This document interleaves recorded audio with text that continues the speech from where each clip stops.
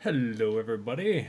Welcome to The Hi. Lore You Know, episode 23, Hedrad.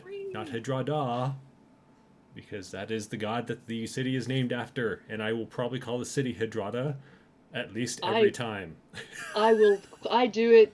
I was joking earlier. I do this. This is my probably most famous spoonerism of calling the city of Hedrad Hedrada and calling the god Hedrada Hedrad. Right, Yes. right, And the formal name of the city is the holiest city of Hedrada. right. Why do you do this to me? Why? Because when you call a people something, you know, the worshippers of Belsamith are Belsamites, Right, The so the worshippers of Hadrada yeah, would be like Hadradians or yeah. something. I don't know. But you would think the worshippers of Hadrad would be Hadradas or something. I don't know. It's just it's weird that the city name is shorter than the god name. Like this is I think the only instance where a location is named for a god where the name of the location is shorter than the name of the god. Right, And there's not a lot of locations in Scarlands that are named after a god. There's like maybe two others, but still, it's weird. right. And we did confirm on Monday during Scarland's family fair that Mormo followers are not Mormons.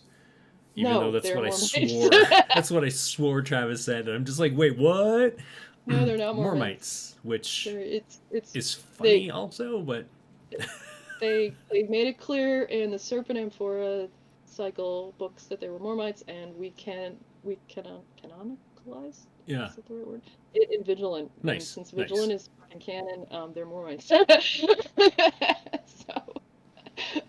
So so they're not Hadrada Mormons. That's followers are Hadradans. Hadrodians? So I don't like, so know. I live in the state of Colorado in the U.S. and the local newspaper for where I live is called the Coloradoan, and I've always Hmm. grown up with that. Like, you know, you add that Well, on, and so yeah. apparently they're Coloradens, which just blows my mind. So Harad Hadraden makes sense if So you what's the follow difference that. between a person who lives in Hadrad Yeah, and a person who follows Hadrada? right. Is it Hadrad? It should be Hadradans for both, right? Man, that's a really good question because Although what I would say if that 90% of the people who live in Hadrad follow Hadrada, that's so fair? But what about the ones yeah. who are elsewhere? Those who live outside of the city or on the other Yeah, side you of the wouldn't say you're continent. Hadradan, but you live in Lokil. Yeah. That just, I don't know. It Fran says context? Hadradaites. That's hard to say, Hadrada? Fran. No, I have a feeling the worshippers are called Hadradans, but Hadrad. Hadradais? Okay, Yeah. okay, okay. Maybe they're okay.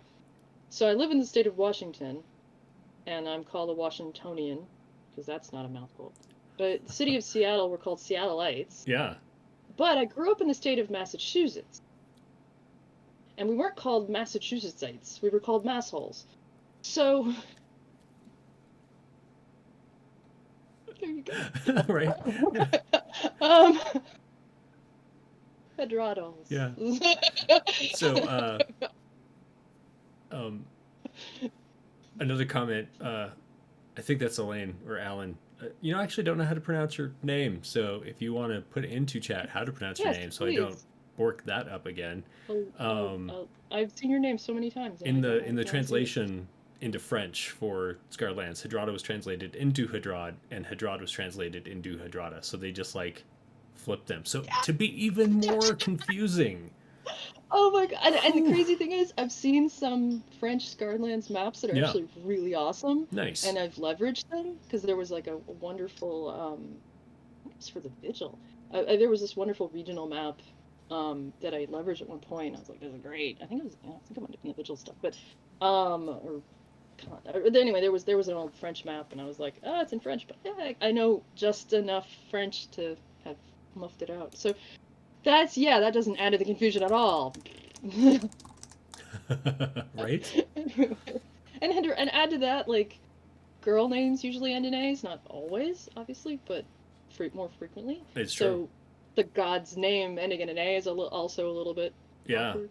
yeah. So Especially in certain languages, when for the translations, that could definitely get confusing. Yeah, yeah.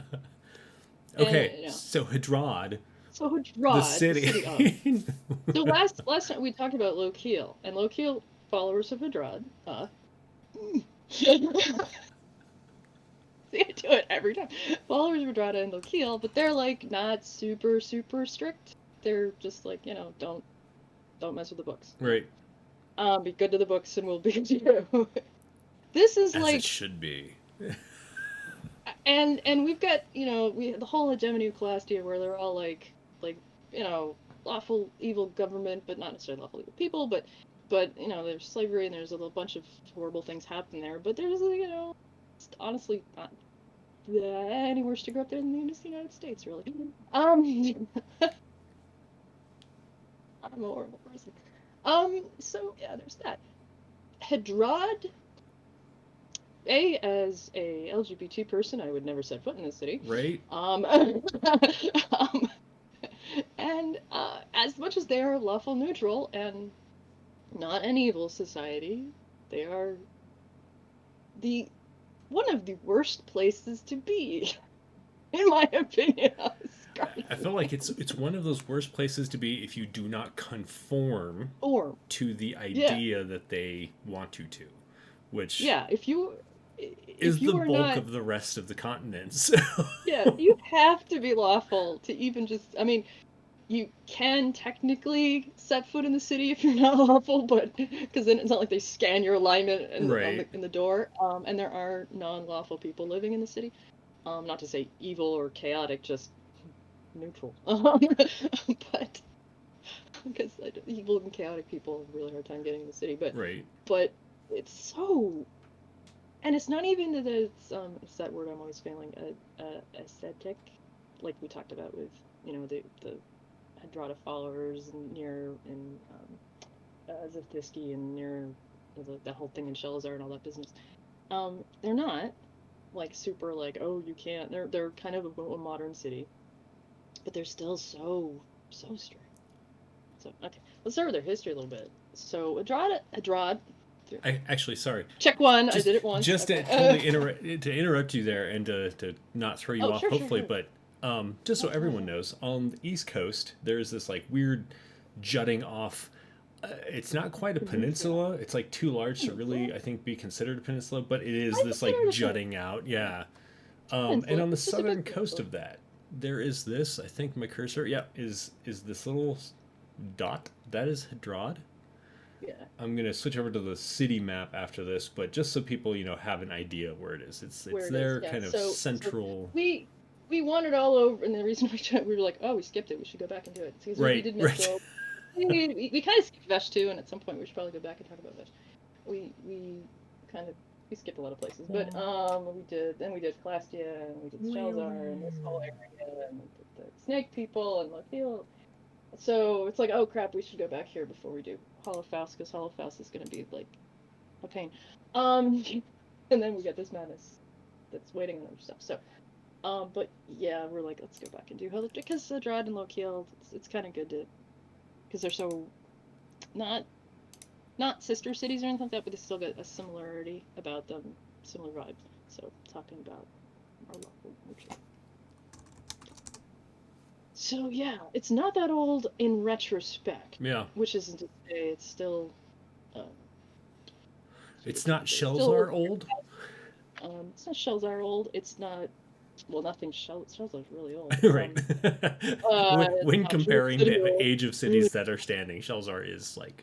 Yeah, I think Jewel City is the only thing older than Shelazar, and it was rebuilt. So does that even count? Right. But it was founded during like a late leading empire. And the thing I always try to keep in mind with Scarred Lands, and it always boggles my mind.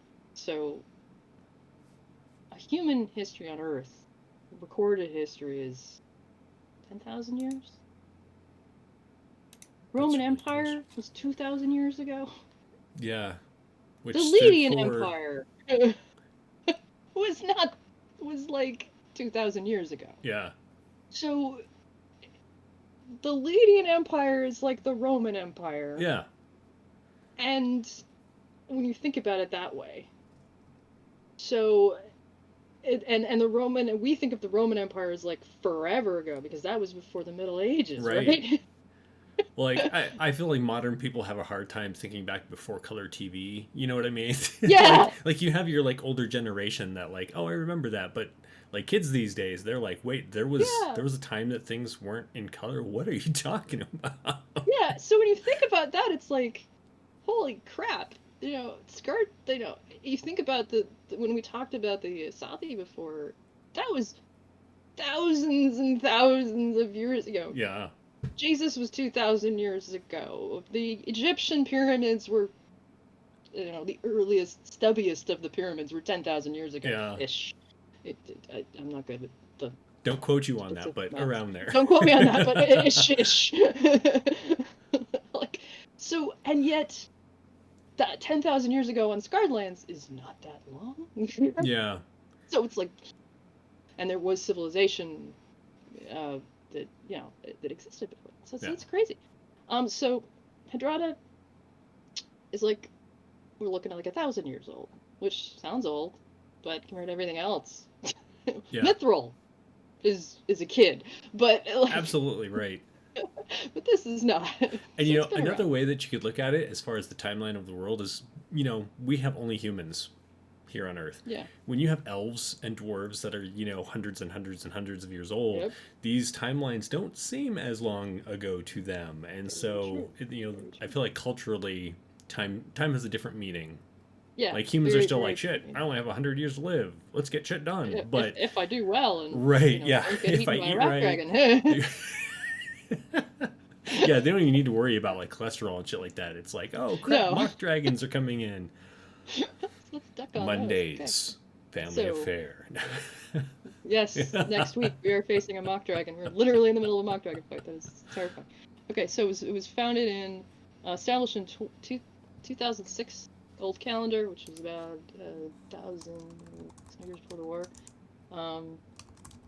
As part called EPIS, EPIS, like epic but with an S, which was just a part of this Kemini province, which is a province of the Lydian Empire. So it was like, this is this place, blah blah blah. This is a time before they were worshipping gods or anything like that. I mean, the gods were, I think, already born, maybe, but they weren't like around much. Debatable when the gods were. I think they were. Yeah. Oh no, I take it back. The gods were around by then. My bad. Earlier in the Lydian Empire. The beginning of the city was dedicated to the impartial application of law from the very beginning. So, I just contradicted myself. Yes, the gods were around by then. 2253 OC. They proclaimed the virtues of Hedrada on the floor of the Epician Senate, which implies to me that it was a democracy pretty early too, which is interesting. Or some kind of democracy-ish thing. Not that the Lydian Empire was a democracy, because it was... Anyway. So, Lydian Empire used it as kind of a staging area and port where they did trade with Termana, because trade with Termana was pretty much big before the war. And stuff happened. Lydian Empire fell. Chaos ensued. And until Hornswythe, I can never say this right. Where is it? Hornswythe Kingdom, Hornswythe, Hornswythe Kingdom was established. Gotcha. In that area, and like that's the river that kind of creates the border between Vesh and the Celestial Shelf Peninsula. And there's actually a vigil, one of the Veshan vigils named after it as well. So there was like a kingdom there for a little while, and which is to say probably several hundred years. And then a bunch of Termanan Hedrada followers, exemplars they're called, which is basically like paladins but lawful neutral. So even stiffer paladins. Like, make a paladin even more formal and annoying. Basically knights, Yeah. exemplars they would call it, but showed up. And then, the war happened, and everything went to shit. But Hedrad survived the war, and was rebuilt in AV 15. And it's basically, and Hedrada's like, this was mine. Henry's like, it was kind of yours before, but now, yeah, we'll make it official. And he sent his brand new herald, which is called the Toro Sphinx, which is this really cool beast critter. Yeah. There's actually a Um, conversion. I really need to look more at the 5e, the official one. Uh, mm, we did a conversion for Vengeance of the Shunned. So the Peril Primer has it in there, doesn't but surprise me. Yeah, let me see if it's also in the it's not. I don't think it's in the creature course. okay, okay. Yeah, yeah. So if you want stats on Um, this awesome creature, because I think they're awesome. Peril Primer yeah, on yeah. Well, it's Solution just Vault. there's just the one, right? I think is it unique, right? The Toro Sphinx. I don't think there's sphinxes. I'm trying to remember how it was used in the game. Whether it was you There's were sent. the I Toro feel I Sphinx. feel like you were sent to it, but I could be wrong. Yeah. It shows up in the Serpent Amphora as well, in that old module. In the first Serpent in the Fold, you have an encounter with the Toro Sphinx fairly early in the module, as it's like, um, spoilers. The PCs, very right at the beginning of the module, so this isn't big spoilers. The PCs are sent to Hedrad City to get some information, and en route, this Toro Sphinx shows up and says, "No, what you need is actually that way." And they're like, "Okay." Which is kind of weird. It's like, no, we don't want to send you to this city. And it's interesting in my campaign, in my long years of running Scarlands D&D, in all of my campaigning, the party came that close to Hedrad that time. I've only had them go to Hedrad twice, mostly because I personally I'm a little squicked out by this concept of this city. Although I appreciate it because I appreciate that there's a place like this that highlights homophobia because it highlights the fact that there isn't any homophobia anywhere else in That is a fair assessment. If you were trying to find a bright spot in a pile of crap. Gilspert. Well, no, and I appreciate that it exists because it kind of acknowledges that that's a thing, and that this is the exception to it. And I really appreciate that in these books to Yeah. say this is unusual that this is a thing. The rest of Skarn, or the rest of Gelspad at least, is not like this. So So I like I that. have to interrupt you because Travis just popped in and he said Hi, that Travis. today or tomorrow there's conflicting data is the Scarland's 20th birthday, which just blows Holy my shit! mind. First of all, if it's today, hooray, happy birthday Oh Scarlands. If my it's tomorrow, god! hey, in advance, 20 happy years birthday. since the creature collection came out. Oh man, and what a It was ride actually it's been. what a ride it's been. I'm so Oh glad to see my it here in gosh. 5th edition because it was definitely in Oh, my top I 3 favorites for 3rd edition. oh my. I mean, it's my favorite, so Right. there isn't even a thing. But yeah.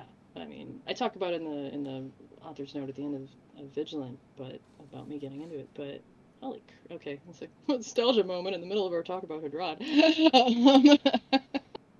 Because yeah, I mean, I talked about it in our very first or one of our earliest episodes about like seeing that Mithril Knight and being like, Yeah. holy shit, I want to run this. But yeah, and it's only because it beat the monster manual for 3.0 by like a month or something, Right. Right.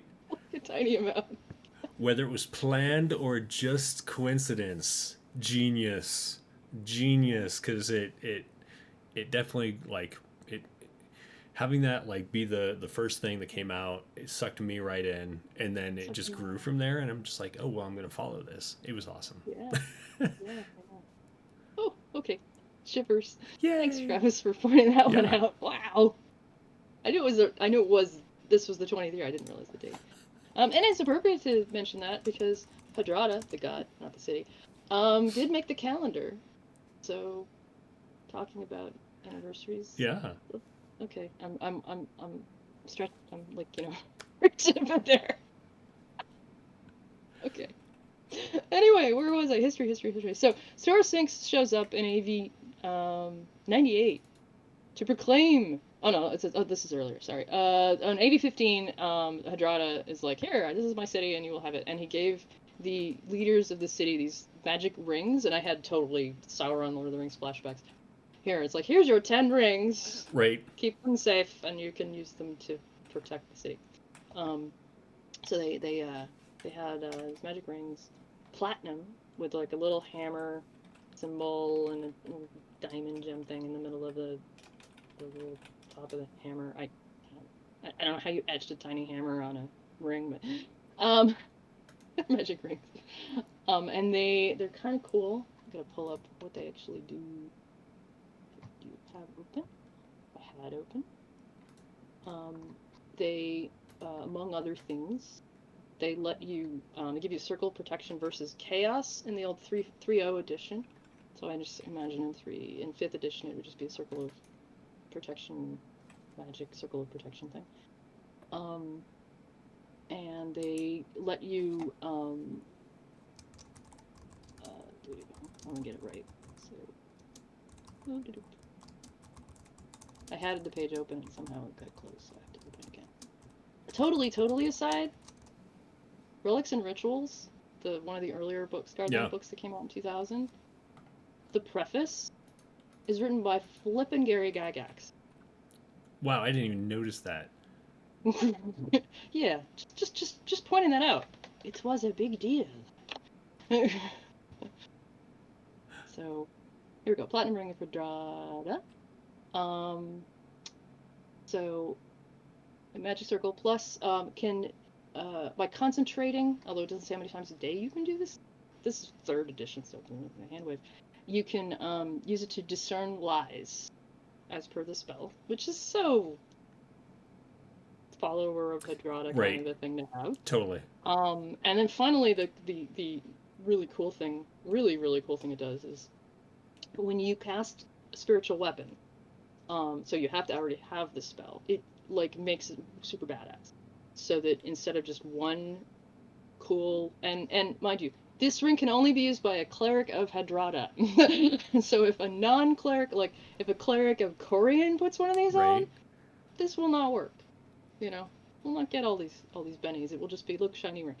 But cleric of Hedrada, when they cast spiritual weapon, they usually get the floaty hammer that bonks enemies on the head.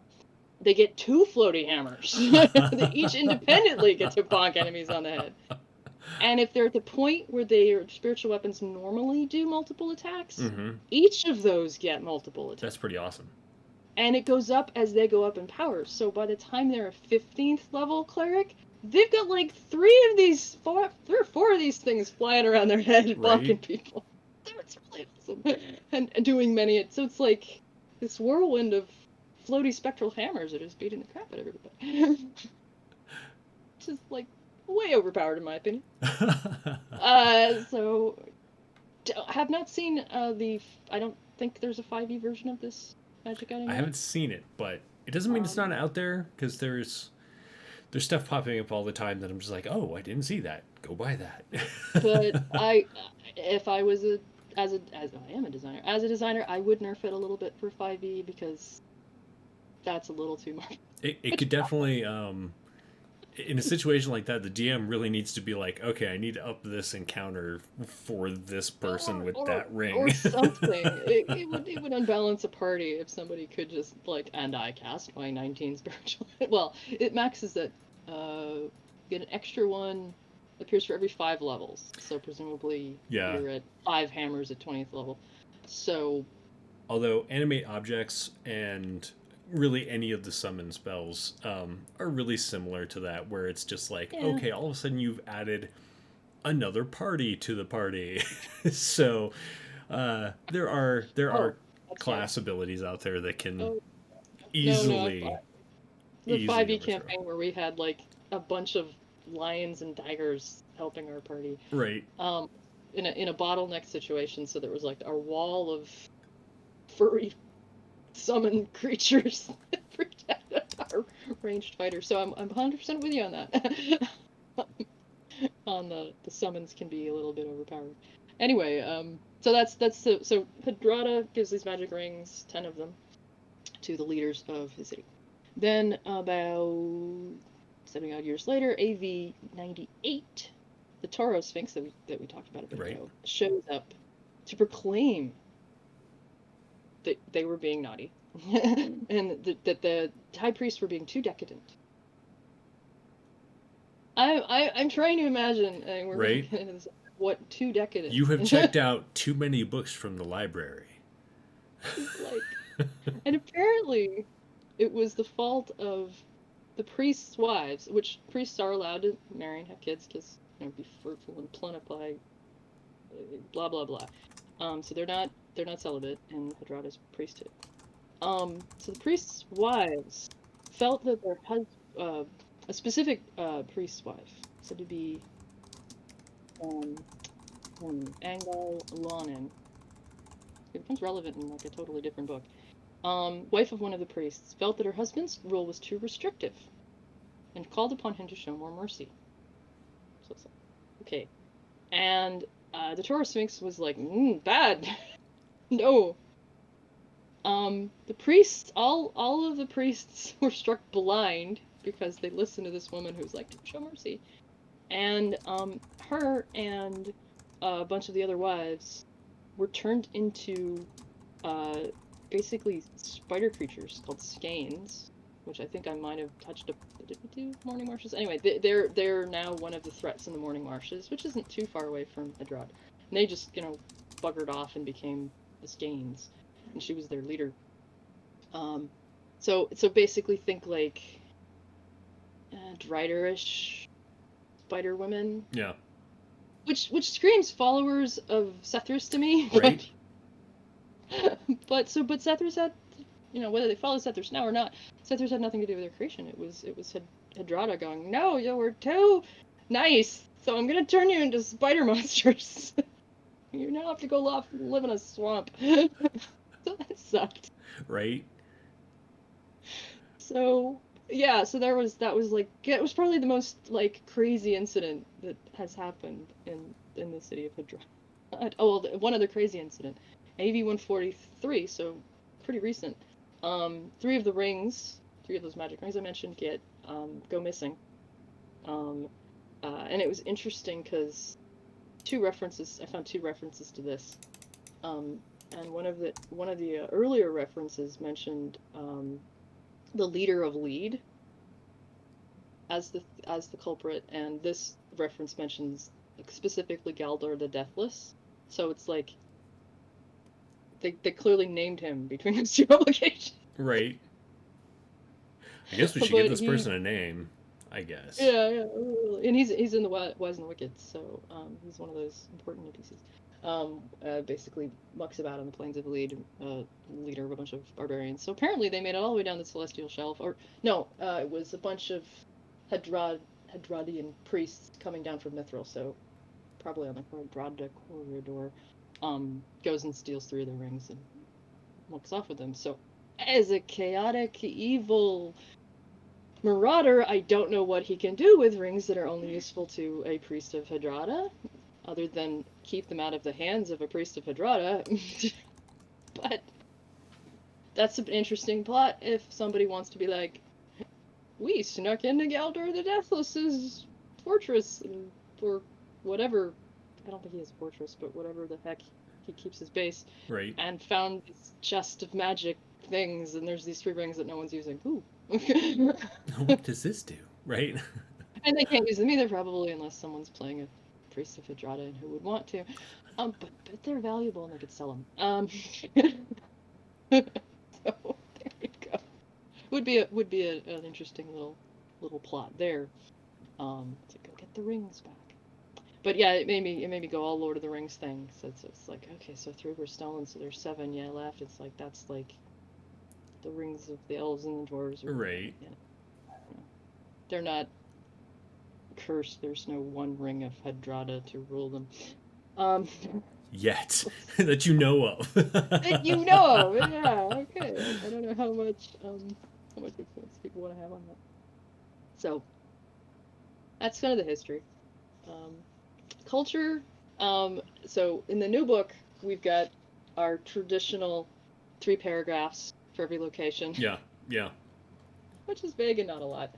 Um, Other than it's very lawful and there's a big staircase. um, Although my favorite bit in the new book is so a description of the big staircase. So I don't know if you put the city map up yet, but Yep, so Hedrad is built on this massive cliff, yep. Which and is it's like this it's, side. it's massive. I mean, we're talking 2,000 feet. Ridiculous. So that's like, you know, almost Grand Canyon levels of deep. Well, not that deep, but it's still pretty high. I mean, I wouldn't want to fall off of it.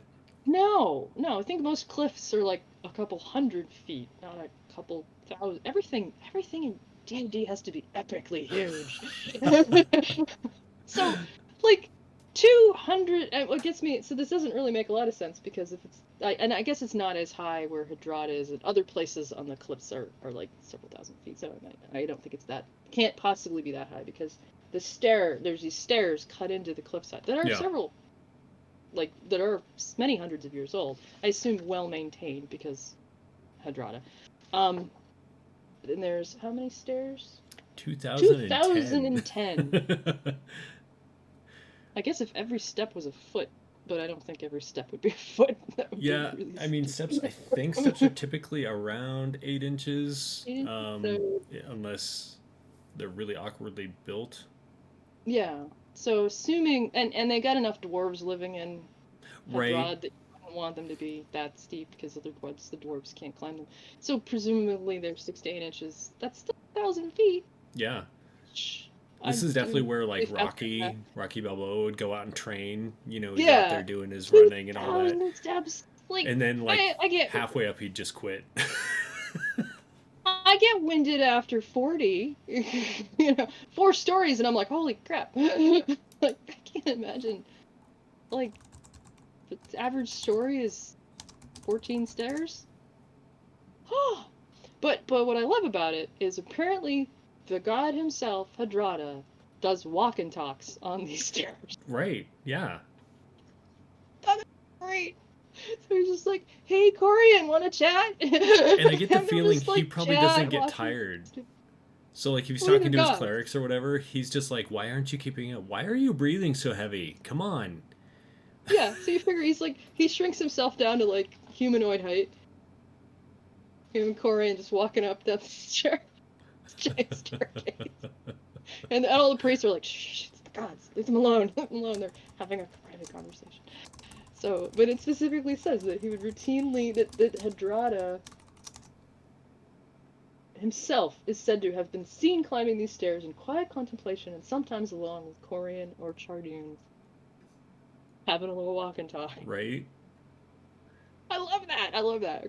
I really So want to know that's how the Hedradians. How did we decide this? The Hedradaites, the people who live in Hedrada, or Hedrad, are Hedrada. like Chardoons down on the steps again.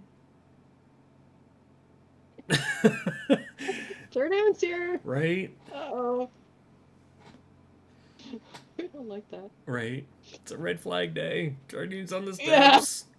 Yeah. Oops. Don't go there. We've got a new ship coming in. Tell them to wait. Tell them to wait. They'll probably be gone in a few hours. Don't unload the boat yet. Because the bottom of this giant staircase is where the docks are. On the Blood Sea. And it's not super clear on that on the map because you have the steps, which I'm assuming is number 1 on the map. Yeah, it's number 1 on the map. Yeah. And then it goes down and it just looks like this rocky beach. It doesn't really show that there are, but I'm assuming there's no 2 perhaps is the docks. 2 is listed as the Hedrad landing. So a series of docks, yeah. But also the way on this map, and this is funky map, the way the white numbers on the black are for buildings. The black numbers on the white or gray are for kind of larger locations, and it's apparent it's not just right around that number, but in a larger range. Because if you look at the other ones, Right. especially there's 2 8s on the map, but there's only 1 8 in the descriptions. That I suspect that 2 is like not just that little area, but going along Stretches that off, whole, right? yeah, stretches off along that coast. I'm just guessing on my part, though. It's kind of a vague map. That's the way I interpret it as a GM. And there aren't specific docks shown, but also this, I would say, this scale on this map is very, very blown out. You know, it's like there's not a lot of detail on this map. It's just squares. So, and like 500 feet is this big. So, so I have a feeling I that double 8 is actually a miss. Somebody, that was a mistake. Somebody put that in there on no, I accident. think like there's just 2 8s. That whole. But when you look at Right. the 8 is the unseen district, like the Where's the unseen, dot? and it's the bad side of Hedrad, which So there's one there's on either side. well, it's the entire bad south Everything on the end of south side is bad. Holy and this is crap! still bad neighborhood in Hedrad is still like safer than the safest neighborhood in Shelzar. Don't Right. get me. Yeah, Yeah. that's fair enough. So so so Brian says, because it that, has to be symmetrical. I'm actually blown away. This map that isn't. You think about Hedrada, and I Yeah. would expect that perfect grid, city straight line roads and all of that business, and I am shocked to see it more of the wagon wheel circle branching road Mortals. style. And the only explanation really is because the city's older than when he took over. That's fair. Yeah. Because He's like, I well, this can't one's imagine. close enough to being symmetrical. Yeah, because he was like, no, straight roads. Everything. Because don't tell me that his heaven or Right? celestial afterlife isn't perfectly straight road. I'm pretty sure we talked about that in the Cosmos episode way back when, about how a little too symmetrical that area might be. That hurt your head. Yeah. So yeah. So what Prime and Pun I talk about culture. Most people are followers of Hedrad. Mostly humans and dwarves. The new text specifies that. The old text doesn't contradict it. And with a handful of other races. Because dwarves and scarred lands and Gelspad particularly are very lawful. And they didn't, are there Charduni dwarves or Gasgard, Keldar? There we go, wrong dwarves. Keldar dwarves, it doesn't say. Yeah. I don't really care. Lawful dwarves. They're dwarves that live there. But they are, it's interesting, they are considered tolerant to outsiders. So elves and orcs and others are welcome as long as you follow the rules. Yeah. And it even goes further and says, if you're of these affiliations or races, they're gonna keep their eye on you. It's like Big Brother just follows you around, which is a little creepy. No, they're excessively intolerant by outsiders. I said that backward. So that no, I would not say welcome. That you can come in, but it's like. So, the laws are insanely crazy. So, and to get in the city, it's like, if you're not already like, I have the hammer, I'm a priest of it. Just, you have to like, agree to obey all these crazy laws. And they have what called the orders, which go from 1 to 6. And it's sort of a category of rules at each level and what the punishment are if you break said rule. Order 1 is not always enforced. And in fact, at certain times of the year, they're lax on it, don't enforce it, because they're like, yeah, we'll let you smile now, because it's summer. I'm not kidding. Order 1, showing affection in public, which includes telling someone you love them or smiling at them, is against the law. Yeah. I'm not talking kissing them. I'm talking just expressing affection, like smiling at your child. is against showing excessive emotion. Right. So your toddler who falls down and skins his knee and cries in a public street could be fined because they expressed emotion in public. That's order 1. Again, this one is not generally enforced. It's just sort of frowned upon. The punishments aren't that bad, unless you're pushing the edge of it. It includes playing excessively emotional music. Not loud music. No, that's like order 3. Emotional music. Or delivering a speech likely to incite negative emotions. I suspect likely to incite emotions. Right. Like, so being a bard in the city of Hedrad sucks. You just play dirges all the time. Well, you would just not want to be one. You just wouldn't want to be one. I mean, this is like, we do not sing in our churches. So the only place you really could get away with being a bard would be like on that dock down. As long as you're like on a ship. Yeah. Well, apparently they don't enforce these low orders as much in that general district. It's because the lawgivers don't want to go down the steps. Or not as many of them, honestly. Right. 2,000. No. So, it's order 2, which is like when they actually start enforcing stuff. Displaying affection in public, kissing, hand-holding, hugging. So that kid who fell down and scraped his knee, you can't even give him a hug to comfort him. Right. If you're in public. Walk it off. Yeah! I feel like rub some dirt on it probably came from the city, No, it didn't, because they're also super clean. They're like insanely, like, their levels of hygiene are just through the roof. Yeah. So that definitely wouldn't be rub dirt on it. It would be like, rub this giant soapy lye. Burns. Yeah. Because they're crazy hygiene is crazy there. Everybody wears like pure white, and it's like no dirt anywhere. Not everybody, but a lot of people wear these long white Grecian-like robes. Very popular.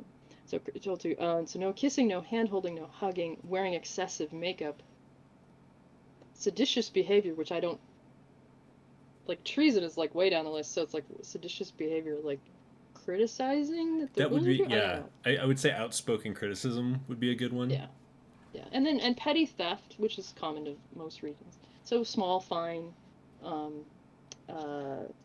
moderate fine of 50 to 100 gold pieces, and possibly labor, like not quick prison, but like I get to go clean the docks for a month or something. Yeah.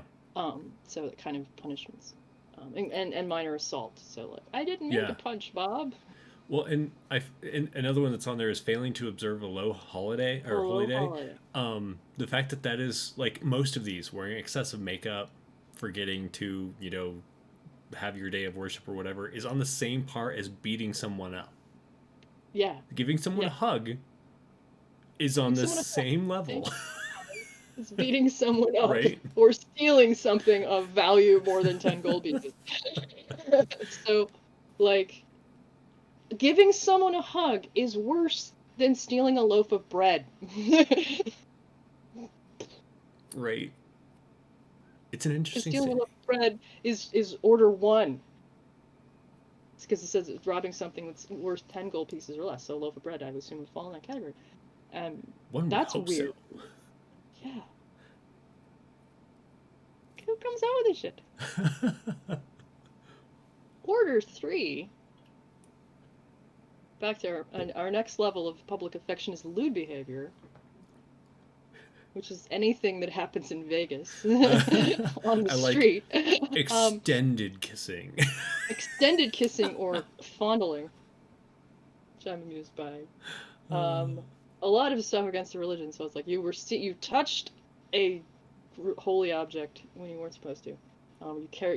Purporting to carry a judgment hammer, which is like, because the judgment hammers are these heavy hammers that the juicy cars, basically the Hedradan police carry with them.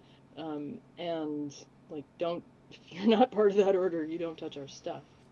Claiming to be an officer, which I think they threw these in here because this is like a common thing a PC would do. Like, we're gonna pretend to be cops, okay? Right. Well, you're going to jail because you did Yeah. that. Yeah. Yeah, and but not observing a high holiday, breaking a promise, breaking a promise. It's a neat one. Is equivalent to grand theft, which Yeah. is, now we're in the hundreds of gold pieces. And assault and sexual crimes. Yeah. So, And mercy without cause?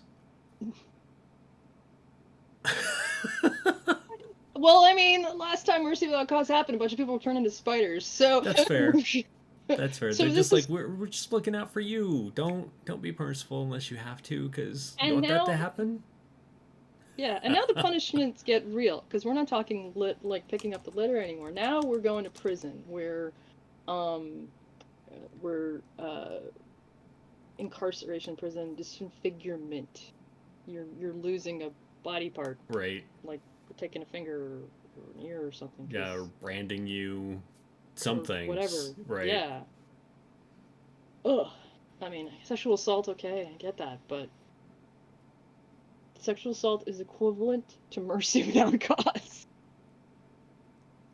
I do not want to go to this city ever. No. No. Because we're not even at the bad ones yet. Right. Order 4. This is only order 3. Order 4. Perversion. Public sex or unusual sex in private.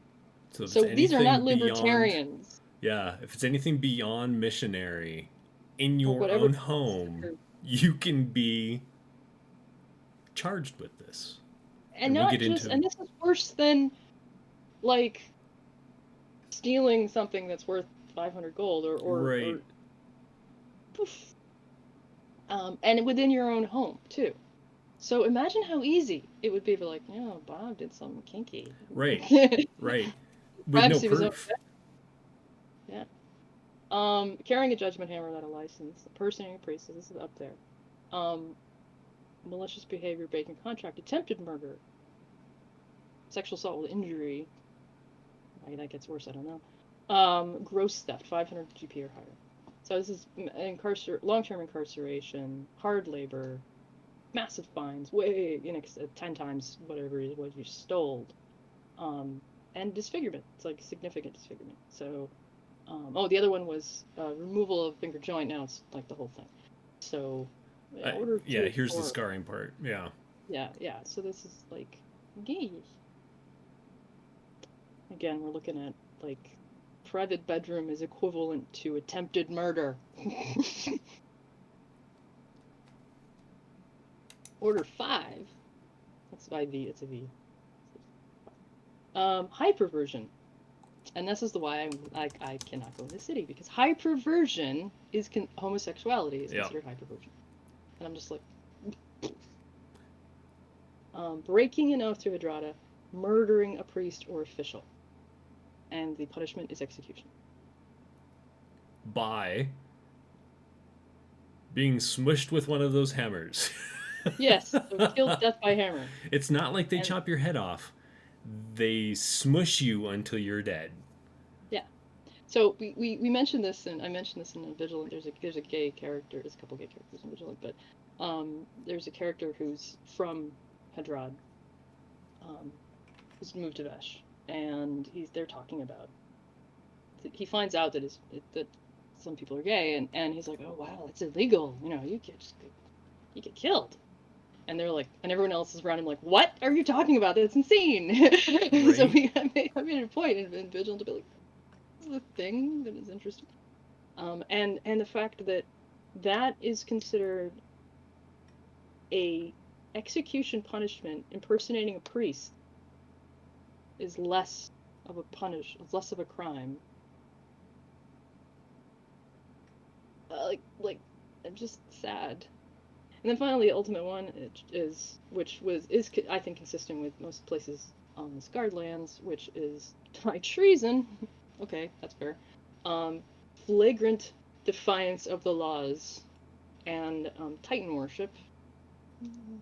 I don't know if Danev is considered an exception or not. Yeah, And that's it never really does state that anywhere that I've yeah, seen. like, is it safe for a druid to go to the city? Punishment, not just execution, but judgment of gold, where they turn you into a gold statue and stick you in the middle of the city as a monument of the awfulness Right. that happens here. As a monument. Don't do these things! See, they turned you into a gold statue. So just imagine that is like you go to like the main square and there's all these gold statues and like, oh, these are lovely. Why does everyone look so horrified and sad? Interesting sculpture decisions.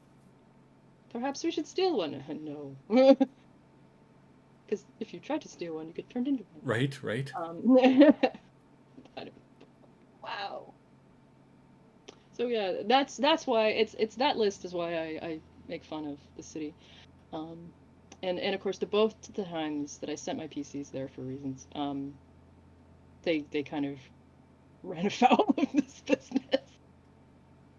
So Elaine asked a really good question: is there something that's written about Hedrada's upbringing or whatever that makes him makes him the way he is? Or what gets me though is none of his other places are like this.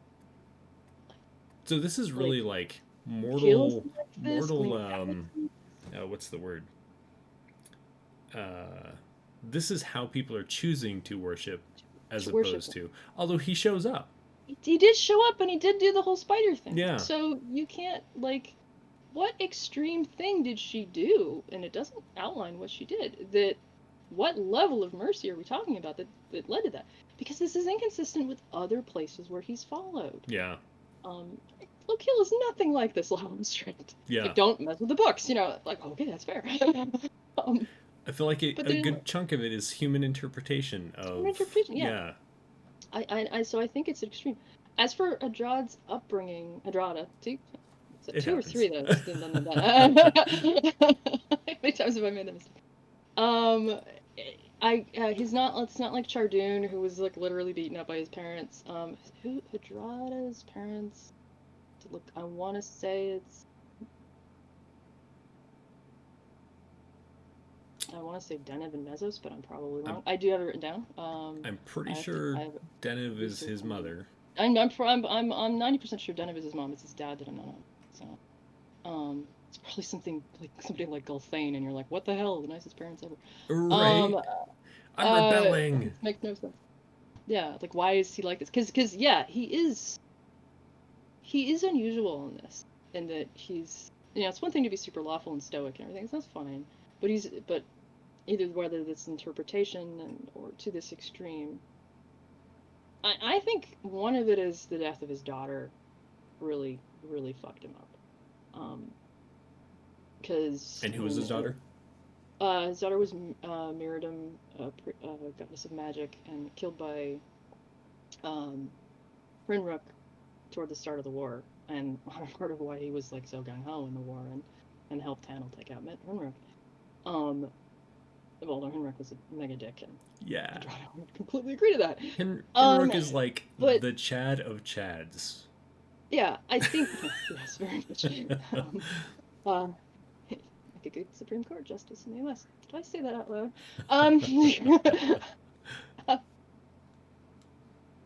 I would trust Hedrada to be a Supreme Court justice in the U.S.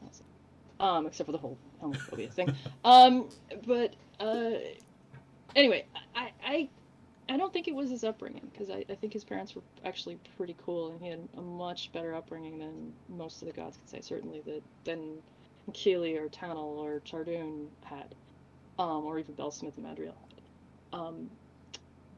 I think he just get bitter. Yeah. The death of his daughter and just some of the other things that happened to him. Because he was seen as a leader of the gods, and they really did, and it was him who was like, we're going to war. His decisions pivoted around so much, and and they respect him for the Yeah. most part. There's a reason why both Corian and Chardoon do walk and talks with him, because not just because they're lawful, but they respect him. Yeah. And I can totally envision both of those gods going to him for advice, despite their own differences. So Travis And says Keely not so much, but right.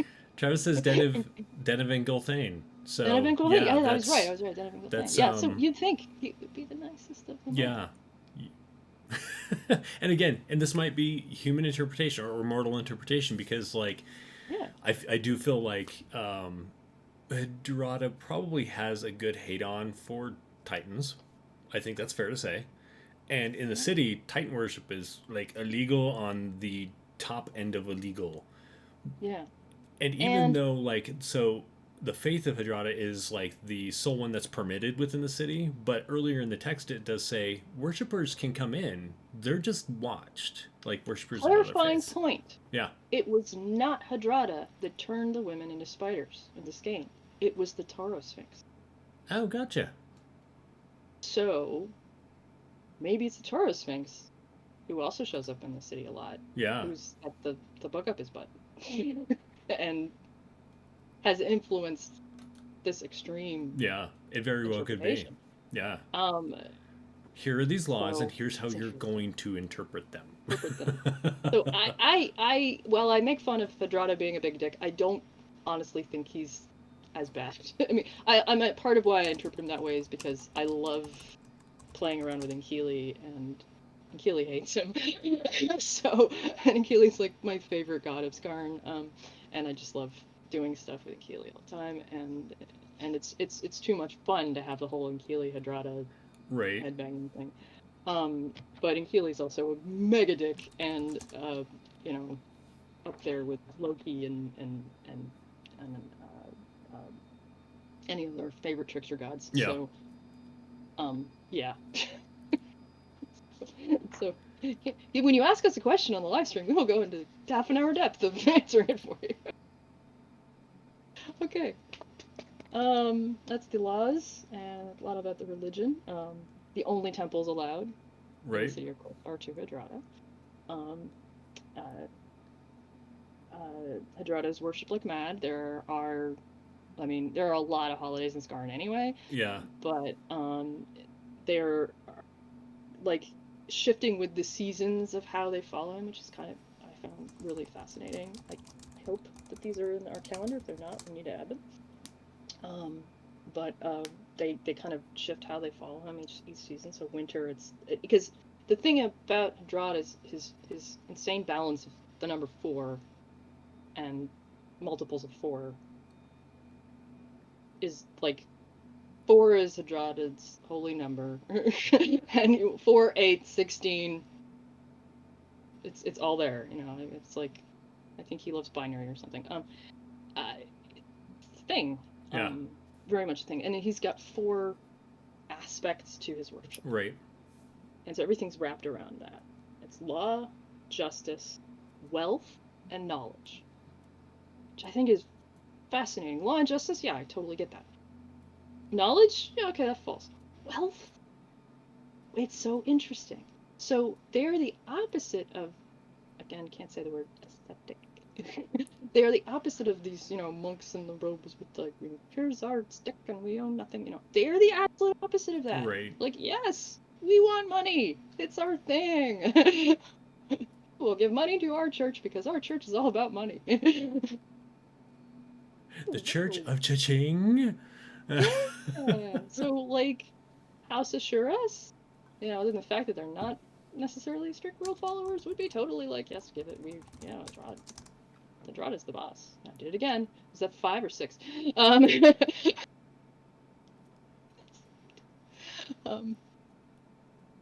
So each season is dedicated to one of these 4 aspects. Of course, winter is law, justice is the spring, wealth is summer, and knowledge is the fall. And you kind of are supposed to do things around those themes, those seasons, which is kind of interesting if you live in the city. So I think that's neat.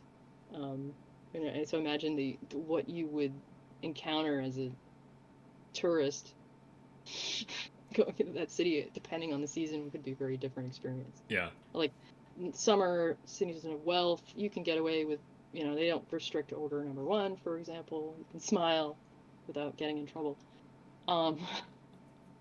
So not so much in winter when it's all about law. So things like that is kind of interesting. And they've got all these cool symbols and whatnot.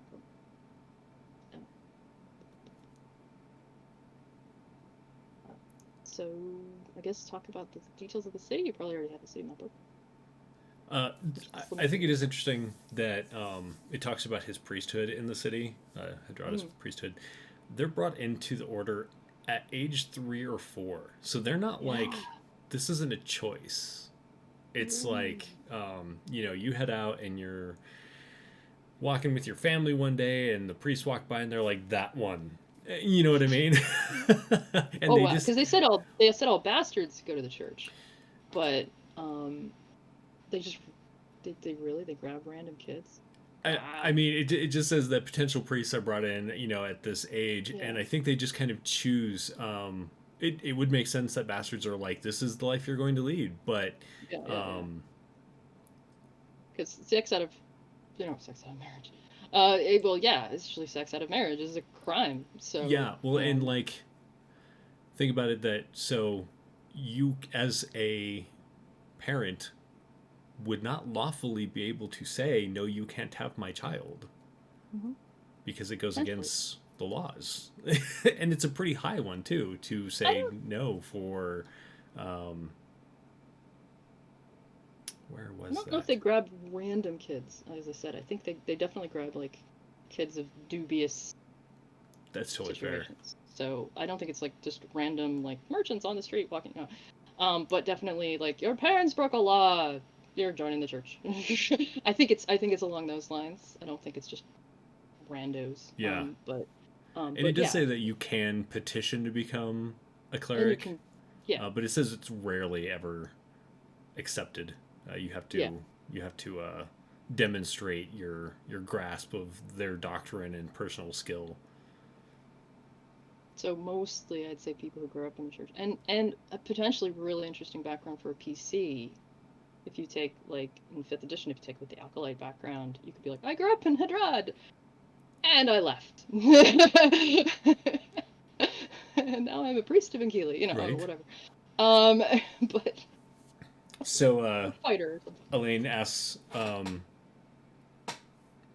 the number 4 and the fact that there's only 8 victor gods, even though there are multiple gods. Do you think Hedrada did something? And the question is awful. Lorcanthus. What's that? He didn't kill Lorcanthus. I was like, kill Lorcanthus. That wasn't Hedrada who killed Lorcanthus. So no, because there was originally 9 major gods. Right. So how did it come down to 8? Conveniently, they killed Lorcanthus. Conveniently, landing them in one of Hedrada's favorite numbers. Convenient. Interesting. There were 9. There were 11. Children. The major gods are the way I interpret it, and this is it's their headcanon. Is all of the major gods plus a couple others are children of 2 or more titans. Right. Demigods are not. They are other things like children of a god and a titan, or 2 gods, or uplifted by a god, or whatever other weird or no Morga. More some category. So which we had an episode on. If you missed it, go watch it. Which we did an episode on. Yeah. So there were originally 11 gods who qualified for this. Right. Jandavius, or that which abides, and Nathalos and Orcanthus. Orcanthus and that which abides were killed. Nathalos was basically nerfed. Right. And almost killed during the war and put in the body of a construct. So those 3, who, for all accounts and purposes, should be major gods, were eliminated, leaving only 8 gods who were the children of 2 or more titans. 2 or more because Vangel. Vangel's existence as a major god in that regard is actually a little bit tenuous as well, because he doesn't gain power like all the other gods do. He's weird. 3 parents, only one with 3 parents, and he gains his power not through worship, but through battle. so it's messy. Is it a convenient number? Oh yeah, of course it is. You Right. think Hedrada didn't milk that? Of course he did. Right. Because it was his excuse to make the calendar 16 months. Come on. Yeah. Only thing is he had to break up the days weird. He's like, I guess 25 days and 100 days in a season. There we go. That's a nice round number. Yeah. And it's a multiple of 4. It's a 100? Yeah, 25. Oh, yeah, okay, yeah, you're right. It's multiple of 4. Oh, so 25 isn't but 100 is. Yeah. So yeah, as much as he could, and all of the gods were like, yeah, sure, you can do that, except Keely, who said, no, you can't have my name for a weekday. Draw the line. There. Give you 2 months, but not a weekday. Right. So yeah. Coincidence? Yes. Who knows? Advantageous coincidence? Right. Definitely. Because he had nothing to do with the demise. Or there was just this really long, insidious plot that Hedrada's been behind the scenes for the whole time. We're gonna hit 8. We're gonna hit 8. I don't think Hedrada had anything to do with. I mean, maybe Orcanthus, but he would have had anything to do with the Daphlos and Gendavius going down. So maybe Orcanthus. Yeah. But he's presumably not, unless he's like, Jardoon, could you go kill that guy? Because I want to go to war.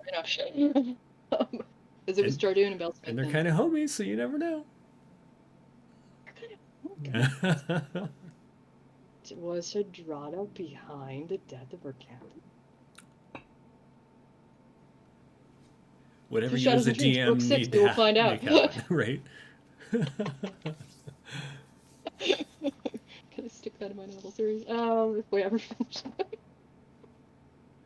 So beyond the steps and the... On the steps and the docks, what else is interesting? We've got all these wonderful government buildings, of which the Temple of Light is a government building. Yep. That's number 3, right there. Beautiful temple, alabaster columns, and all of this business. It's home for the Heaven Exemplars of Gelspad. They have a library, and it's my favorite sentence in this section. And a small school for wizards, particularly those focusing on wizardry. As opposed to those non-wizard wizards. Someone's editor missed this sentence here. So Hedrad does have a wizard college, small one compared to so many we've spoken about, but it is there. So you could be like, I was a wizard from Hedrad and I decided to leave because realized I was gay, didn't come out to anyone, left the town before it happened. Or whatever reason. And then there's the Temple of Radiant Waters. So yes, there's multiple temples to Hedrada and Hedrad. So it's more of a garden thing, which I think is interesting. It's like aesthetics, nature, and God who's more about stoic architecture, but I wouldn't think it's like nature is too wild for him. But yet there's a garden here. I'd imagine all of the trees are pruned perfectly.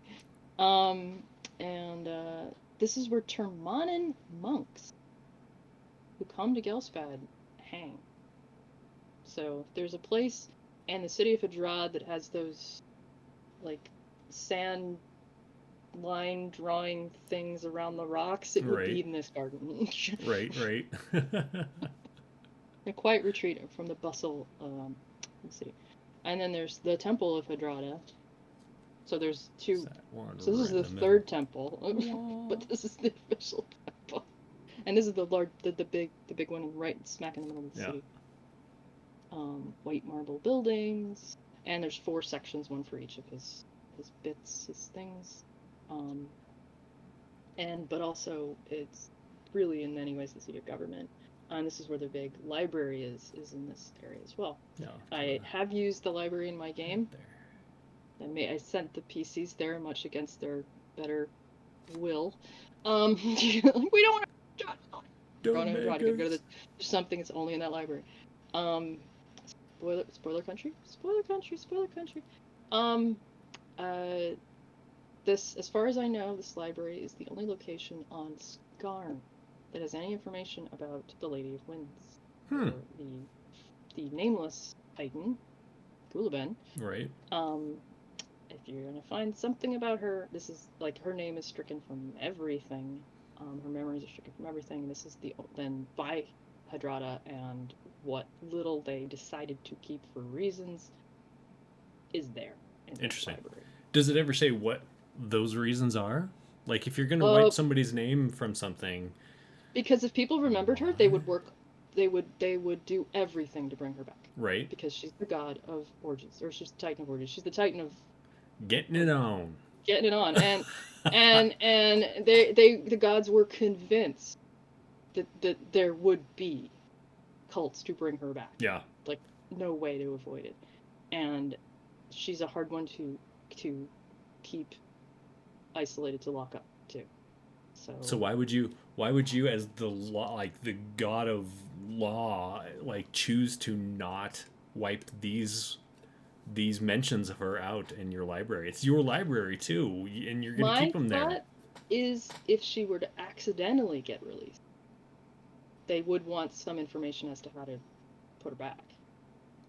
So, and he put it in the only place he felt like was the most secure place, was this library. So the only to her here. And yes, I sent my party there literally to find out about Gulliver. Like, nice. Yeah, there's actually a few other places where there's some information about her, but there's generally, heavy Titan worshippers where they like have like tiny bits and pieces. Mm-hmm. There's I think Horisons of Indra have some information about her too. One of the secret societies have, and there's actually in the old edition several spells named after her.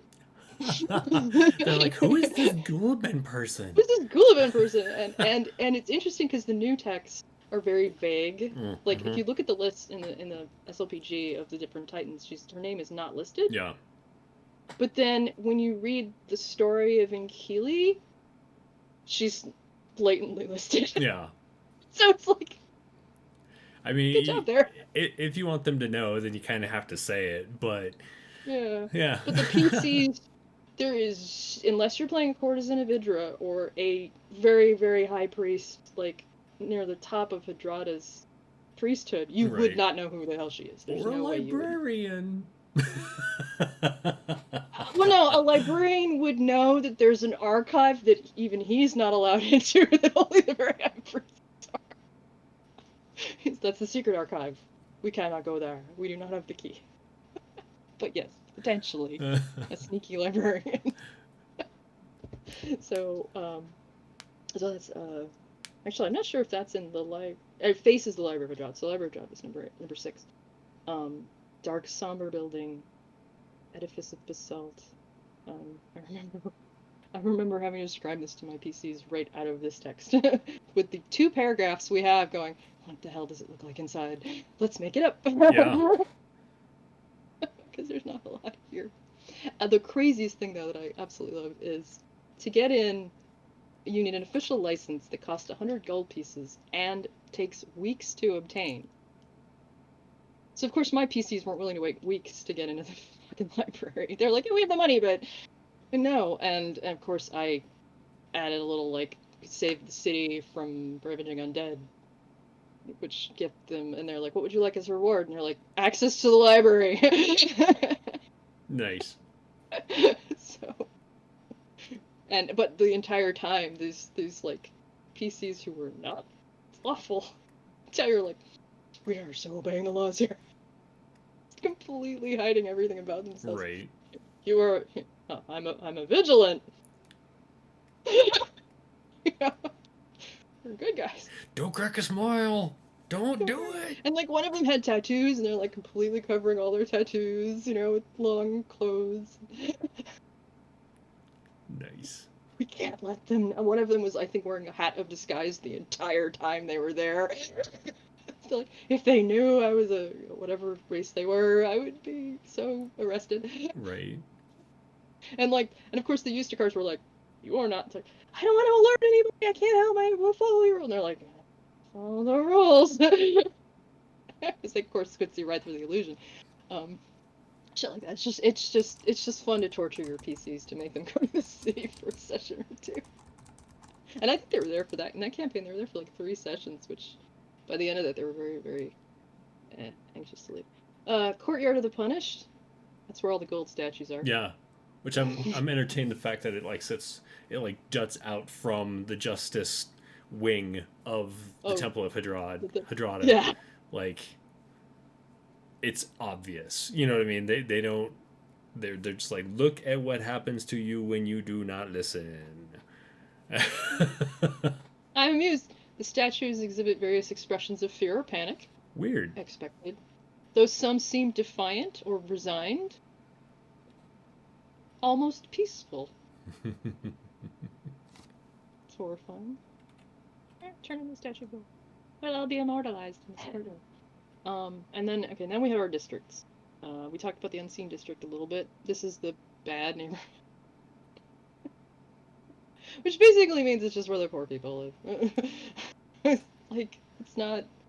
There is no bad neighborhood in Hedrad. Yeah, it's not like this is... I mean, it does say, there are criminals seeking victims or a place to hide, but it's not like... I don't want to say it's a seedy part of town. It's where the workers live, and maybe those people are just a little more understanding than the clergy, and therefore will be like, we're gonna hide you, like you're my brother, something. If I was a criminal seeking a victim, I'm not gonna go to this district to rob people. Or I'm gonna go where the rich people are. Yeah. If you want to get money, this is not the one to go rob. But no. You definitely don't want to get caught robbing the Justicars or any of the clergy. No. Oh, I lost an arm. Okay, didn't have gone there. So it's the quote seedy, which isn't really like it's just the poor areas. And I think that's why there's 2 eighths, because there's almost certainly more poor people living in Hedrad than there are redonkulously wealthy in what is considered possibly the wealthiest city in all of freaking Gelsbad. Well, probably not the wealthiest, but certainly the arrogantly wealthy.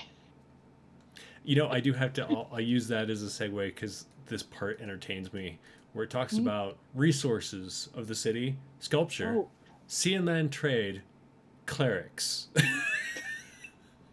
I've never seen a class be listed as a resource. Oh, I wanted to talk about, actually looking at that section, I want to talk about currency just a wee bit. Yeah. About this book. So most of these materials we're getting from the Galespad campaign setting book, the big monster Galespad book, which is like the best resource for Scardlands, old Scardland stuff. Yeah. Every single freaking city, every country, every city has their own currency. Yeah. Like just about, not quite every, but almost everyone has their own currency. So, and it's a consistent monetary thing. Like, this gold coin is worth a gold coin kind of stuff. Although this one I found interesting. We don't do the 4 thing, so it's not that big. But gold crown is worth 5 gold pieces. So that it's 5 gold, 1 gold, 5 silver, 1 silver, 5 copper, 1 copper. So they have nickels apparently. Yeah. But it just gets me that you do your PC adventure dungeon crawl thing, and you find the treasure of the beastie, and there's always a pile of cash, because there's always a pile of cash. Right. Which currency are you going to find? Right. And a lot of times, like, depending on where it's coming from, it might be a mixture of those currencies, especially in, like, borderlands and stuff like that. Yeah. It was actually a big deal, very first chapter of Vigilant, biggest deal, where our character, who's from the hegemony of Calastian hegemony, is traveled to Vesh, so from the land of the bad people to the land of the good people. Right. And his only currency is from the hegemony. So he pulls out this coin that has the Emperor Verduk's face on it to buy a pasty and to buy a little jelly donut. Right. And he's like, shit, Huh? Yeah. I'm gonna get caught. You just And want of to course, no one gives a sand that fuck off about it. there. It's copper paste, here's your donut. Yeah. And he's like freaking out. And I love that. I love that. I had a little moment where he's like, "It's your money. They're gonna know I'm from the bad place and arrest me or something, even though I've done nothing wrong." So, heck, paranoia. Anyway, I do love that there's, at least from this book, and they don't even talk about coinage in the new materials, but the idea that there's dozens of different coins. Yeah. Neat. Yeah. So last few districts, Holies, that's where the high priests and the ridiculous people live. Buildings arranged around a simple central park with gates accessing each neighborhood. So, suburban gated communities. Yeah. Madame. That's pretty much the northeast district up here. Yeah. And the officers' district, once filled with Lydian legions, before this, when it was the old Lydian city. This district now houses those lower-ranked clergy and merchants and craftsmen and whatnot. No actual officers. Carry over from the old days. But again, a beautiful neighborhood. Not so much the gated community. It's like so standard suburbia, I guess. I don't know. And then the market district, which is at the top of the stairs. Yeah, this pretty much, big area here. Yeah. And there's markets and warehouses and this is where, if you were to find a bar or tavern, it would be, unless it was down in, I think Hedrad Landing has some tavern-like places too. Docks warehouses, yeah. So, but yeah, this is where bars or taverns would be, and I can't imagine. I mean, they didn't list anything about drinking other than public drunkenness being illegal. So I don't think there's any prohibition in terms of drinking. Just drinking too much. Drinking to excess would be bad, and so I don't imagine what drinking and drug use is like. I don't think you're going to find a dealer. Like, can I get some Sleep Easy? You can't get Sleep Easy. Sleep Easy is pot and sort of cross between pot and it's a helps you sleep anyway. Obviously, it's the CBD of this garden. I don't know if you're gonna find that in the market district, but if you're gonna find it anywhere, that's where it would be. And yeah, that's the city of Hedrad. Yeah. Do you want to talk about the rest of the shelf a bit? There's not a lot to say. So yeah. So let's answer a question. The question was... Now I gotta find it. We thought it doesn't take like an hour, but you guys keep asking us questions. So it says, are priests of other gods really in danger of being arrested in Hedrad, or just for being priests of other gods? So it says in here that Hedrad... Wait, where did I go?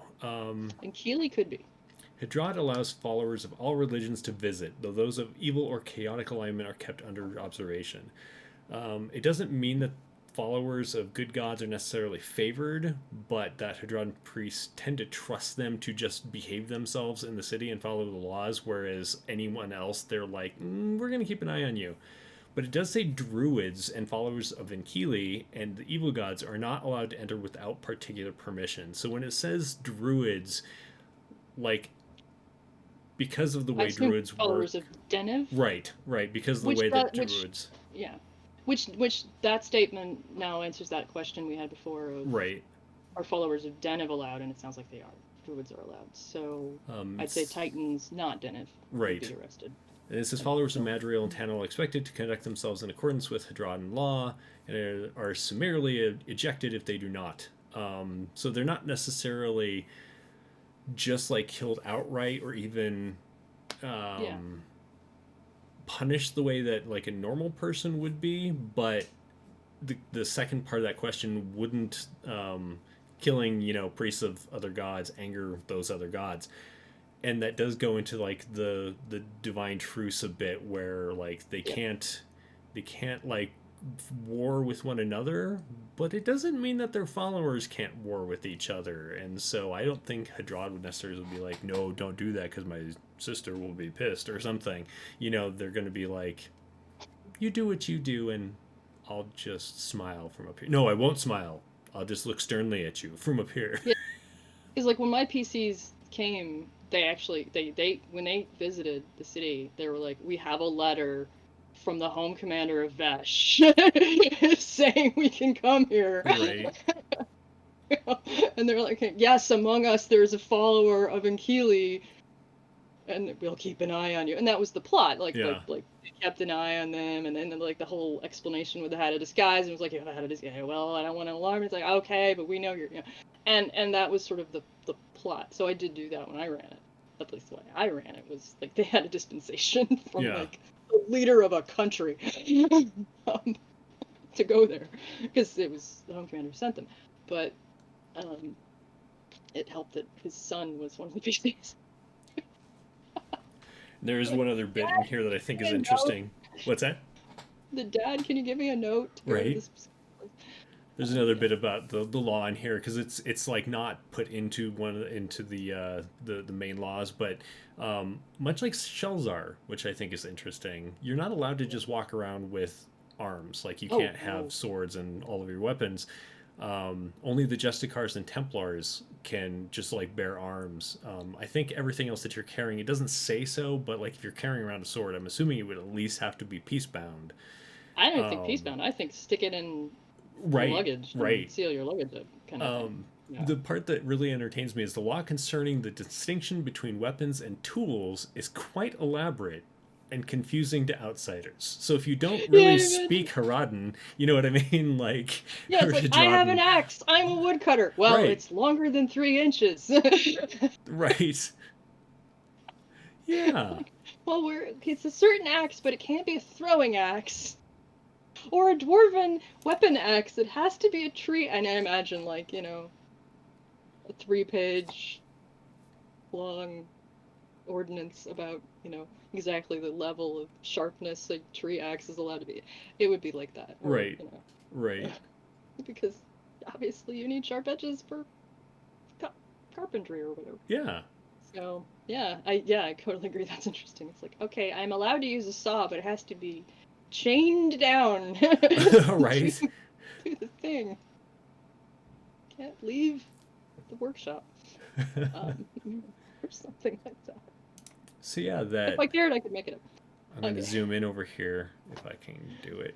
So the absolute fun ridiculousness of things. So are we looking at the shelf? Yeah, so There's we're not a going to lot take of. a. There's really only like 3 locations of interest Oh, or 4 locations of interest there on it the is. peninsula. So prior to the Divine War, it was a pretty nice place to live. Because of various protections, it really didn't. Uh, During the Charduni Empire, when the Charduni dwarves conquered Gelspad, they never made it past the Kaldar Mountains for various reasons. So Beshin, the peninsula, and Plains of Lead were never conquered by them. Yeah, So it was a fairly peaceful place in terms of that prior to the war. But then the war happened, and several crappy things happened in this area. And what used to be like this kind of fertile peninsula turned into an arid. yeah. Like the map does Yeah, show that there are like green areas around the lake, but everything else is just kind of bleh. yeah, scrubland and Yeah, little crappy trees and not much else. Like even the animals, they're like, there's scythe falcons, which are amazing.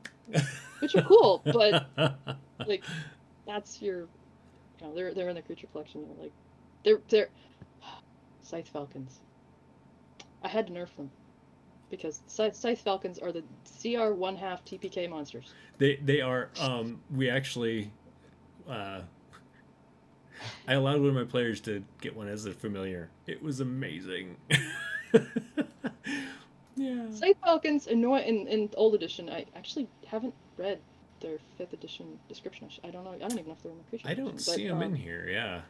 Yeah, in third edition, their wings are like razor blades, Yeah. basically. They're weird Scarlands birds.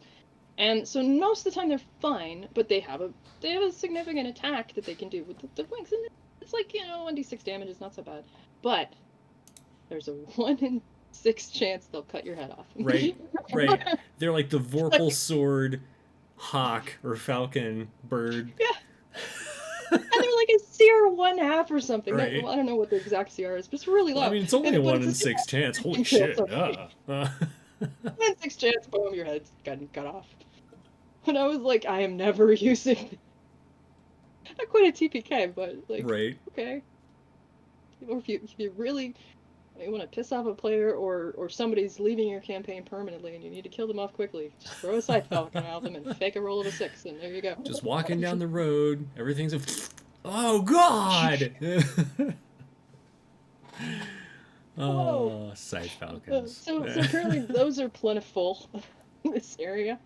Wear metal collar. Yeah, Gorgets or whatever. Gorgets. Wandering around. So Life Post's okay, but rest of the shelf's not great. There's the Cliffs of Constancy, which are presumably taller than the cliffs outside of Hedrad. They do go up to like 3,000 feet. Crazy steep. A little bit protection from most of the yuck of the Blood Sea, though. So you're not gonna see like Piscian warriors climbing those cliffs anytime soon. Not much protection of the blood monsoons, but still, yeah, you don't have to worry about the water coming and flooding and bad things short of a blood monsoon. So, there you go. One of my favorite locations in all of Galspad, I'm kidding you not, Godface Cliffs, just for the description alone. It's just cool and neat and weird. Think Mount Rushmore, but bigger and longer. Literally, all of the gods, and not just the big 8, but all of the gods, have a, like, visage, so I assume their face, cut into these cliffs, and they're, like, amazingly detailed. And everybody's like, who made that? And they're like, well, there's a bunch of this, like, dwarven level crafting shit, but who could have climbed down this sheer cliff and, impossible. Because they're bigger than, way huge. Hundreds of feet tall. And I the way I interpret it is, and they said all the gods, so it's presumably all the demigods. And so when I describe it, I'm like, oh, you see Corian and Madriel, and there's this weird Scary face, and you don't know who that is. Because you can have all the gods, so you can have like the weird god, and like there's like where a face was that's just sheared where a god used to be, And then when I brought back That Which Abides, it's like, and there's a new face that wasn't there. Or like somebody's made a god, it's like, yeah, your face has been added, like on the end. I just feel like Inkili would be out there like drawing mustaches on. Oh, hell Hedrada. yeah! Like. Inkili drawing mustaches on Hedrada's face. Right. Little horns. And he comes out there, he's like, damn it! Who keeps messing with my face?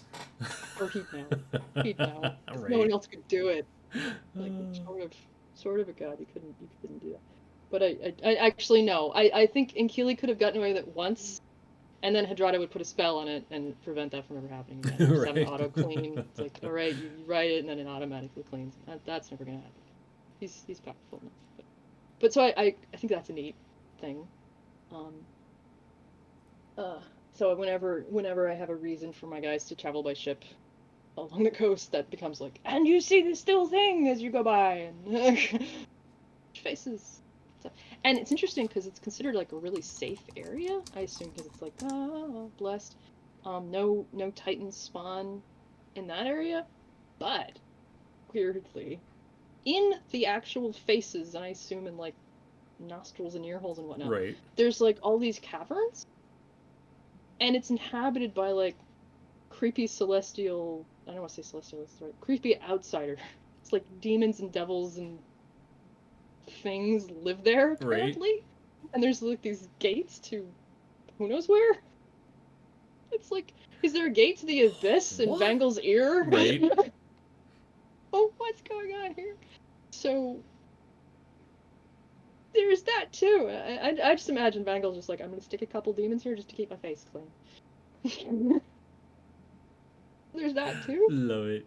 Yeah, they just go out there and they're like licking the rock clean, you know. I don't know, but apparently there's like caverns in there, Yeah. and there's a bunch of weird, not Titan spawn, but other weird things living. Yeah. There. Like fiends. It's like, are there angels too? Like Madriel's face is like, angel cleaning. Right. Out there with Windex. Love it. I love it. I love this idea that like, and it's apparently like if you're on the top of the cliff, it's you're unlikely to run into Titan, at least not Titan spawn. So that's neat. Yeah. I don't know. Definitely something to keep people interested.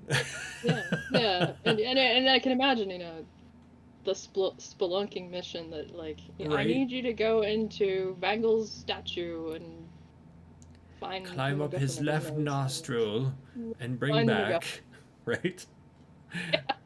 Yeah. There's so many ideas here. Okay, final location.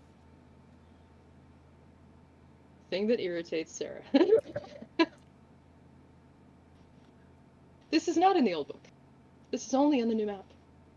Oh, which means it's also not on this map. So. It means it's not on this map. So it's on this map. If you can see it, I can maybe bring the camera forward. It's at the base of the Cliffs of Constancy, correct? Base of the Cliffs of Constancy. Yeah. We have Stormcaller's Fall. So that's here. Yeah. So Hedrad is Hedrad. I did it again. How many was that? 9? I don't know. Hedrad is here. So about 200 miles away. We've got Stormcaller's Fall. This is a new location. As far as I can tell, I haven't done an exhaustive search of every single Scarred Lands book, and there's like 40. So there's a possibility I've missed a reference to it in one of the old books. If you find it, please comment on one of our things so I can learn this, because I'd love to know this if this showed up somewhere, because all we have is a single paragraph in the new Scarred Lands Player Guide that states Rocky Crest overlooking the Blood Sea. Yeah, okay, yeah, so it sounds like Cliffs of Constancy here, but it's not. It's frequently struck by terrible thunderstorm, possibly considered sacred to Inkili and Lethene. Celestians, wind riders, and other elemental creatures are drawn to this place, and storm hags have been encountered there as well. From time to time, Templars from Hedrad organize a party to cleanse the place of Titan spawn corruption, but Inkilite pilgrims disapprove of that interference and will try to stop them. And that's it. So apparently it's a place where storm hags hang out and storm follower worshippers like it. And I completely vision the Stormcaller's Slytherin brood living here. like this is where we have a home. Yeah. So and if there had been a reference to that, I would have been like, cool, because nearly all the other new locations have to do with one of the new redeemed races. So we get the city for the orcs, a city for the Slytherin, a city for the Manticora, all the other new locations. This is the only new location that didn't have a big thing. It just had a paragraph. Yeah. So I just found out why. This is of like all the days to talk about this. So Alain is on here. He backed on the Kickstarter for the SLPG at the level that you got to add a new location. And so I'm assuming it was pretty limited on word count. Correct me if I'm wrong. But those new locations didn't have previous entries, so that is why. The more you know on the lore you know. Now I know. Thank you so much. This is driving me nuts. That's funny. Oh, that's okay. And I think you were the only one, because that's the only location that doesn't have like a clear thing. What did we get? Yeah, got, he said essentially he got a short paragraph, so that's why there isn't like an extensive 3 paragraph history like the other stuff that gets 3 paragraphs. so you were one of the other top backers. And way to go, Fran, sending him over to Yeah. the Scarredlands wiki to enter in all the info he wants now. That would be amazing. Please, we Yeah. could get it all in there. So I was one of the other top backers for this Kickstarter, but we got a new character. We added a character to Wise in the Wicked. So hello, other top backer. We must meet in person sometime. And is it Elaine? Did we get confirmation? Yeah. On the pronunciation? And they put like head over and check out the Gelspad Companions over on Slursion Vault. He publishes all of those, and it's a lot. There's a lot of fun stuff. There's like a dozen of those things. Yeah, the 12th one just came out. There's a new one out too. I believe a new one just came out. Yeah, so check out Elaine's stuff if you're not already doing that. Yeah. It's like not quite up there with the prolificness of Travis Legg, but just shy. He's probably. Yeah, I think Travis has I've written the most about Scarredlands on the Slation Vault, but Elaine's probably number 2. I'm guessing. I think that's fair. Sure. Yeah, that's probably a good assumption. Yeah. So yeah, because I've seen their stuff, his stuff. I'm not going to assume. Yeah. What do you prefer? Do you prefer he, they? What are your pronouns? You type it in chat. I just shared the link to head over and check out all of your stuff. Right. He. Right. Thanks for clarifying. Thanks for clarifying and answering this question that has bothered me for like right? a year. I do enjoy learning things here on the lore, as well as sharing things that we know. I hope it's okay that if I put some stormy slither in there, in the vault. Mention that location because I think they would. I think the storm. I can't remember what they're called. The storm something Slytherin. The ones that Leafine made or brewed. Her brood would totally live there. Like they'd be like, yes, we have a house. we have a little something like a warren there because they would. And there we go. I think that's Hedrad and the surrounding territory. Yeah. So if you're on the border of the peninsula, you'll run into vigilance. And if you're in Hedrad, you have such a lovely view of the Blood Sea. Yeah. I just feel like maybe it's not the happiest place on Earth. It is not the Disneyland of Gelspad. That would be Shelter. Right. Certainly not the Vegas of Scarredlands. Absolutely. Like, okay, well, if Shelter's Vegas and Urla's and New Venera's Atlantic City, or Familiar, one of the two. What the heck is Hedrad? Yeah. Detroit? Yee. Newark. Yeah. Yeah. No, definitely not. No, it'd have to be someplace really, really like DC. I don't know, Lawful, super Lawful. Oh, Travis says Salt Lake City. Although Salt Lake has some Lake amazing views. Yes. Amazing views from Salt Lake. He definitely would not liken their views to the ones Hedrad has. Look, you have crappy scrubland or the Blood Sea. Take your pick. Oceanfront property means nothing here. Not really. Right? All right. I mean, I imagine it can be really pretty as long as you kind of don't breathe in too deeply. Fair enough. That's fair enough. Yeah. I mean, beautiful sun rises. Sunrises. Yeah, sunrises would be pretty. I like it. I feel like we've babbled long enough. Yeah, we'll wrap up. Why don't you do your intro outro? Intro outro. I am Sarah Stewart. She, they. I wrote this book, Vigilant Through Shadows and Years, Book 1, a Scarredlands novel, several years ago now. I was trying to write the second one, but I keep ending up writing other things. One of which I can finally talk about. Coming soon. I don't think the date's been announced, so I can't say when, but coming soonish.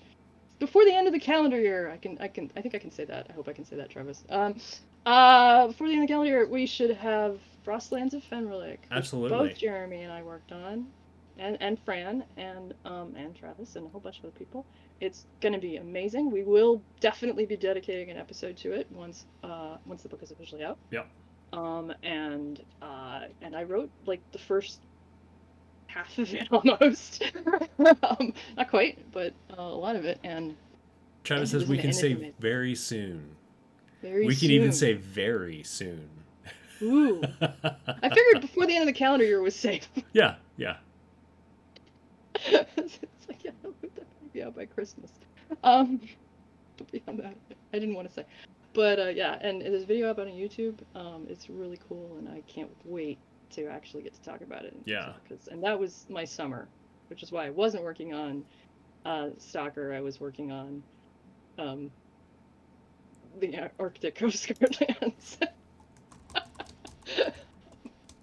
and in its glory. Here's a little teaser. It's beautiful. Some of the flying work I did. This is my artistic ability, and that's actually from Frostlands, but it's a shitty map that isn't actually getting published. What? Who the hell are you, Jeremy? Did you do your where do you find you on the internets? Oh, where do you find the internet? I don't know. I have a website, morelikethisindustries.com. It is so out of date. We really need to update it. I think last updated in April. And because I need to at least mention everything I've done since then, which includes this. Right. I think Laura, mentioned it on there. This is episode 23. But so that's not the. There is a link that you can, if you want to email me, is available on that. So if you want to touch me that way. Otherwise, I'm probably best found on, honestly, Discord. Ketina number 6065. That is super personal information, so you can find me on Discord, Elaine. Right. And I'm married to Fran Stewart, who comments all the time on the show. Yeah. She watches everyone.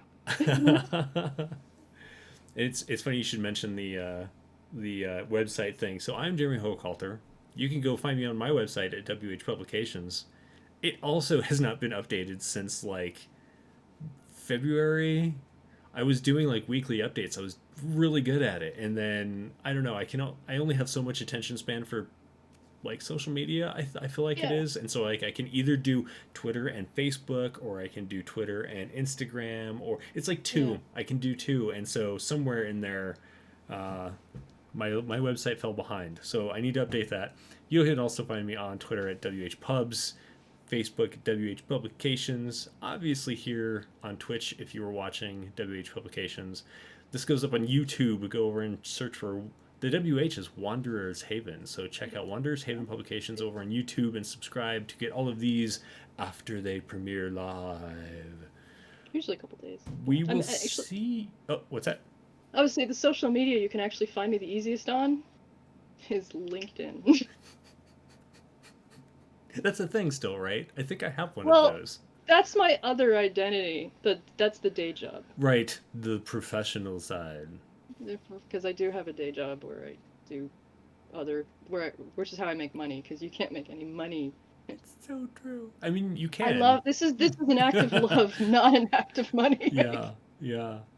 I feel like Travis is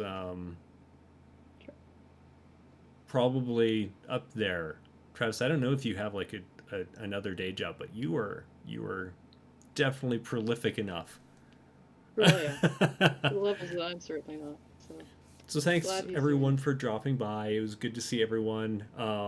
And thanks, Elaine. That was awesome to learn things about what we were talking about as we were talking about them. Really was. So random.